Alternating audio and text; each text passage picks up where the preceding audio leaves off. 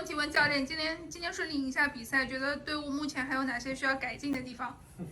我是觉得就是因为现在队伍还在联赛的中间阶段嘛，就是不同的阵容要去尝试，然后找到自己队伍最适合的一些打法和不同阵容下面的打法吧。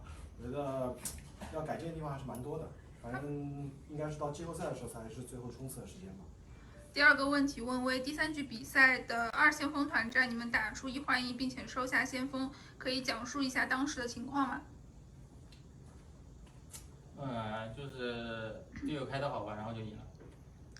第3个问题问 Gala 使用金克斯拿下5杀，近期金克斯登场也比较多，觉得他能够登场的原因有哪些？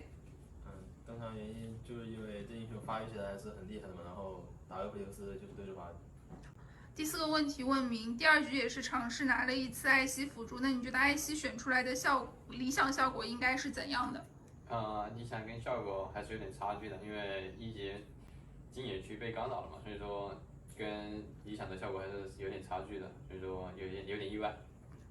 下个问题问 Brit， 今天和 Panda C 对线感觉如何？感觉他挺有想法，就应该就是玩的挺不错的。下个问题问 Gala 拿下5杀的时候，队内语音在说什么？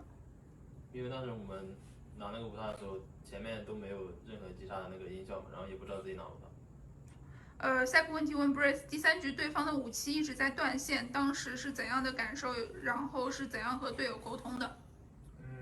他能一直断我线，就是我对 TP 没有处理好吧，但是也是他自己很有想法的表现嘛，就玩的挺好。最后个问题问小虎，第3局在上路，对方5个人抓你，后面拿到中下路2塔的时候，队友有怎样安慰你们？那波我已经提前30秒为自己规划好死亡了，地已经买好了。